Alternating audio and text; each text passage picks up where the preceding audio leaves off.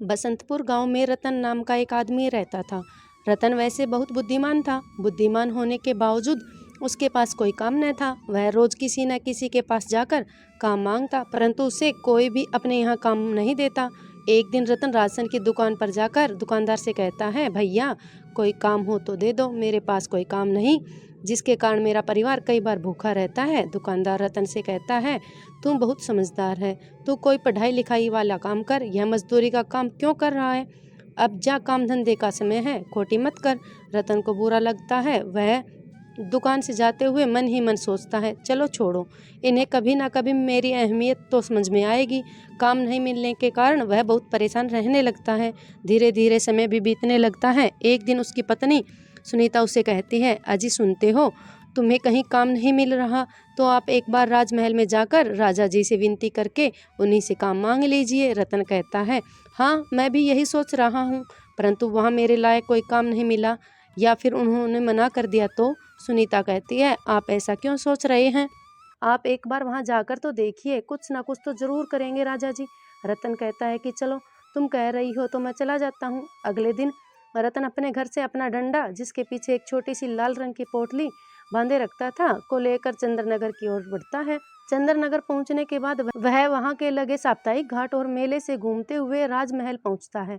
महल की भव्यता इतनी कि हर किसी की आंखें चौड़ी हो गई। रतन मन में सोचता, अरे वाह, कितना सुंदर और भव्य महल है, चलो चलता हूँ महाराज के पास काम मांगने। रतन कहता है, भैया यह मुख्य द्वार कहाँ है? आम दरबार कहाँ लगता है? सैनिक कहता है, बाएं से तीसरा दरवाजा। पर कोई फायदा नहीं, तुम्हारी परेशानियों का वहाँ सिर्फ मजाक बनेगा। महाराज का नाम तो आप जानते ही हो, खड़ग सिंह नाम है उनका। रतन कहता है, अच्छा जो भी हो, मुझे तो बस अपने काम से मतलब है। इतना कहता हुआ रतन वहाँ से चला जाता है। महल के मुख्य द्वार पर पहुँचने के बाद वह देखता है कि आज राजा ने आम जनता के लिए दरबार लगाया है, जिसमें राजा लोगों की समस्या सुन मजाक बनाने लगता है। हालांकि लोग राजा के पास आना नहीं चाहते थे, परंतु उनकी परेशानी के हल के लिए उन्हें राजा के पास आना ही पड़ता है। लोगों की सुनवाई की कतार में रतन भी लग जाता है और अपनी बारी का इंतजार करने लगता है। थोड़ी देर बाद रतन की बारी आती है। रतन कहता है, प्रणाम महाराज, मेरा नाम रतन है, मैं आपके राज्य के गांव बसंतपुर से हूँ। मुझे अपने परिवार के भरण पोषण और निर्वाहन के लिए रोजगार की आवश्यकता है। मुझे आपके यहाँ कोई काम मिल जाएगा तो बहुत मेहरबानी होगी। राजा कहता है, अच्छा तुम्हें काम की तलाश है? काम तो मिल जाएगा, पर उसके लिए तुम्हें किसी प्रकार का धन नहीं मिलेगा। रतन कहता है, लेकिन महाराज बिना धन के मैं कैसे काम कर पाऊंगा? राजा कहता है, तुम मेरे दिए हुए काम को मना कर मेरी अवहेलना कर रहे हो। जानते नहीं हो मूर्ख, खड़ग सिंह नाम है हमारा, खड़ग सिंह। सैनिकों, इसे बंदी बनाकर 10 दिन तक काल कोठरी में डाल दिया जाए। रतन कहता है, महाराज मुझे माफ़ कर दीजिए, मेरी बात का आप गलत मतलब निकाल रहे हैं। इतने में सैनिक आकर उसे कारागार की तरफ घसीट कर ले जाते हुए उसे काल कोठरी में डाल देते हैं। रतन बैठे बैठे रोता है। रतन सोचता, यह सब मेरे साथ ही क्यों होता है? इसमें मेरी क्या गलती है? मैं तो केवल काम मांगने आया था। 10 दिन किसी ना किसी तरह बीत जाते हैं। उधर बसंतपुर में उसके बच्चे और पत्नी भी परेशान होते हैं। 11वें दिन जब उसे छोड़ा जाता है तो रतन सोचता है, अब मैं चुप नहीं रहूंगा, मैं इन सबको मैं सबक सिखा कर रहूंगा। इस खड़ग सिंह को इसके सिंहासन से न उतार फेंका तो मेरा नाम रतन नहीं। फिर रतन घर लौटकर अपनी पत्नी सुनीता को वह सब कुछ बताता है कि उसके साथ चंद्रनगर में राजमहल में क्या क्या हुआ। रतन अपनी पत्नी को कहता है, अब मैं उन सभी को सबक सिखाना चाहता हूँ जिन्होंने मुझे नाकाबिल समझा और बिना मतलब के मुझे काल कोठरी में डलवा दिया। सुनीता बोलती है, सबक सिखाने में मैं भी आपके साथ हूँ, परंतु कोई गड़बड़ तो नहीं होगी? रतन कहता है, सुनो, तुम मुझ पर भरोसा रखो, मैं सब संभाल लूँगा, पर मैं जो बताऊंगा वह तुम्हें करना होगा। सुनीता बोली, ठीक है। रतन कहता है, तुम बच्चों को अपने भाई को इंद्रनगर से बुलवाकर उसके साथ मायके भेज दो।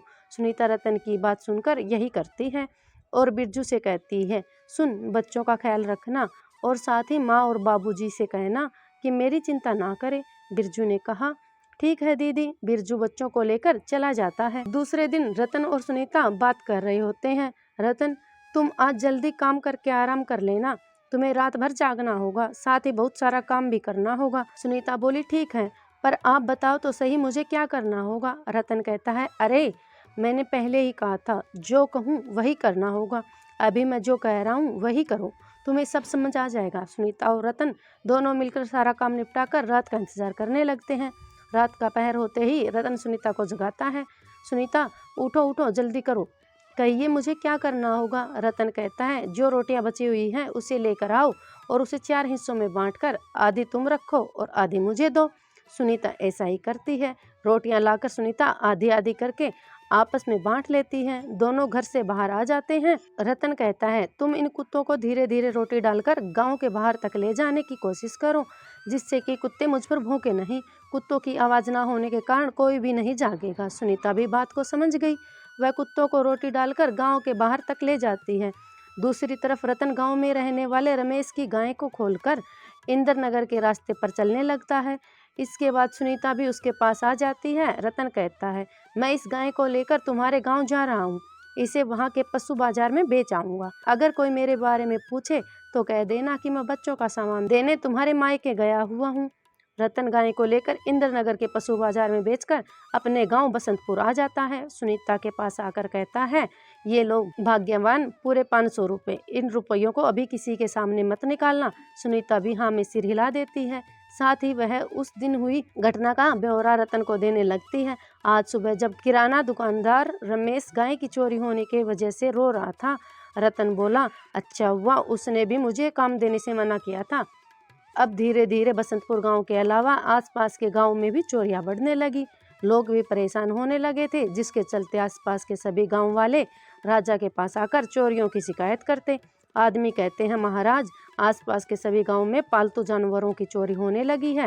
राजा कहता है, खड़ग सिंह के होते हुए चोरी? अच्छा, हम देखते हैं, तुम लोग सभी जाओ। लोगों के जाने के बाद राजा अपने मंत्री से बात करता है। राजा, मंत्री जी, इनके पशु चोरी होने से क्या हमें कोई नुकसान या फायदा है? मंत्री ने कहा, जी महाराज, पशु चोरी होने से जो पशुपालक हमें पशुओं से होने वाले धन फायदे का कुछ हिस्सा हमें कर के रूप में देते हैं, अब पशु न होने के कारण वह हमें नहीं मिल पाएगा। राजा बड़ी दुविधा में पड़ गया, सोचने लगा कि अब क्या करे क्या ना करे। राजा ने कहा, मंत्री जी, आप जांच करवाए कि पशु कहाँ जा रहे हैं और कौन चोरी कर रहा है। मंत्री ने कहा, जी महाराज, मैं जल्दी ही चोर को पकड़वाता हूँ, परंतु महाराज, मेरे मन में इसके लिए एक रास्ता सूझा है। क्यों ना महाराज, हम हर गांव में एक बाड़ा बनवाकर वहां जानवरों को रख दें। देखने के लिए एक चौकीदार रख देते हैं। चौकीदार वहीं का स्थानीय हो, जानवरों की रक्षा होती रहेगी। माह के अंत में चौकीदार पशुपालकों से कर लेकर हमें देता रहेगा। राजा, यह विचार मुझे काफ़ी पसंद आया। ठीक है, इस सूचना को सभी गाँव में पहुँचा दो। राजा ने सभी गांव में यही आदेश ढोल बजवाकर प्रसारित करवा दिया कि बसंतपुर में जो जो भी चौकीदार बनना चाहता है उन्हें अपना नाम सरपंच के पास लिखवाना होगा। संदेशवाहक ढोल नगाड़े बजाते हुए सुनो सुनो सुनो सभी गांव वालों को सूचित किया जाता है कि मवेशियों की रक्षा हेतु एक बाड़ा बनवाया जा रहा है। साथ ही एक चौकीदार को भी रखा जाएगा। जो भी चौकीदारी करना चाहे वह सरपंच के पास आकर अपना नाम लिखवा दे। सुनो सुनो सुनो। रतन भी अपना नाम लिखवाने जाता है। रतन ने कहा, मुखिया जी, मेरा भी नाम लिखवा दो, बड़ी मेहरबानी होगी। मुखिया ने कहा, रतन, पढ़े लिखे होकर भी ऐसा काम करते हो। रतन ने कहा, क्या करें मुखिया जी, कुछ काम ही नहीं है तो यही सही। मुखिया ने कहा, अब तुम्हें करना ही है तो ठीक है। चौकीदारों को भी नियुक्त किया गया, जिसमें रतन को भी नियुक्त किया गया। रतन और उसकी पत्नी बहुत खुश हुए। रतन के मन में अभी भी राजा के प्रति गुस्सा भरा हुआ था। रतन गांव वालों की तरफ से जो जानवरों मवेशियों के लिए जो चारा आता उसमें से वह थोड़ा चुरा के दूसरा गांव में बेच देता। दूसरे गांव जाकर रतन कहता, तुम्हें मवेशियों के लिए चारा चाहिए? आदमी कहते, चाहिए तो है। रतन कहता, ऐसा करो, तुम बाजार भाव से कम दाम दे दो और चारा ले लो। आदमी कहता, ठीक है। रतन हर बार किसी ना किसी को चारा बेचकर घर आ जाता। एक दिन रतन सुनीता को कहता है, तुम इन पैसों में से थोड़ा सा हिस्सा अलग निकाल लिया करो। सुनीता कहती है, निकाल तो लिया करूंगी, पर कभी राजा को शक हुआ और उसने हमारे यहाँ तलाशी ली तो उसे सच मालूम पड़ गया तो। रतन कहता है, उससे कुछ नहीं मालूम पड़ेगा, तुम वो धन मुझे एक पोटली में रख कर दे दो। जो पशुपालकों से कर का धन मिलता उसमें से कुछ धन चुरा कर वह राजकोष में कर जमा करवाने चला जाता। रतन इन अतिरिक्त धन को जानवरों के बाड़ों में छुपा दिया करता। कुछ दिनों तक ऐसा ही चलता रहा। रतन हर माह थोड़ा थोड़ा धन कम करके राजकोष में जमा किया करता था। एक बार कोषाधिपति उसे बोल देता है, रतन, इस ग्राम के पशु कर का धन दिन प्रतिदिन कम होता जा रहा है।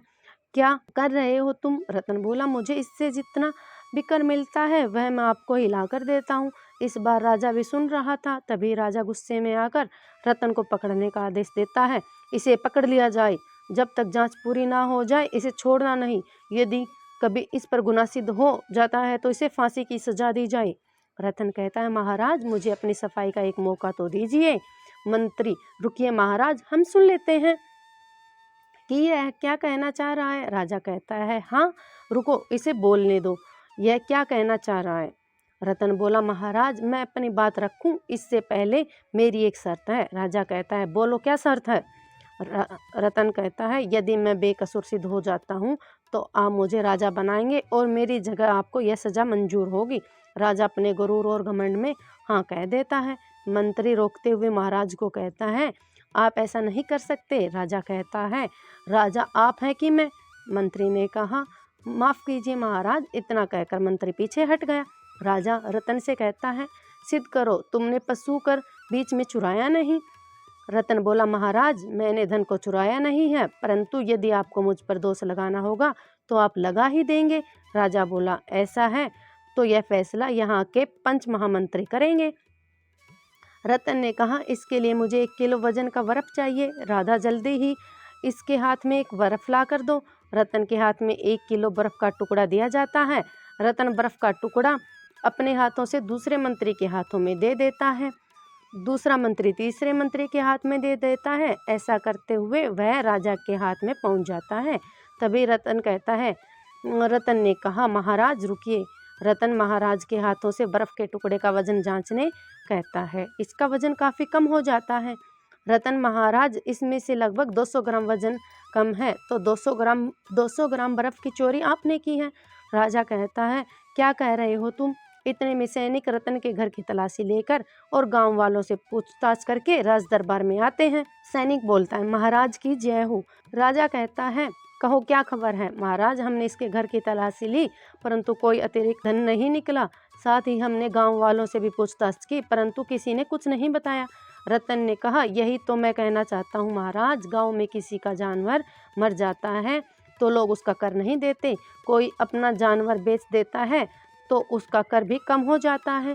चोरी होने की वजह से लोग जानवर भी कम खरीद रहे हैं, जिसकी वजह से लोग कर कम दे रहे हैं। इसके बाद का फैसला मैं आप सब मंत्रियों पर छोड़ रहा हूँ। मंत्री सोच विचार कर रतन की बात को सच मान लेते हैं।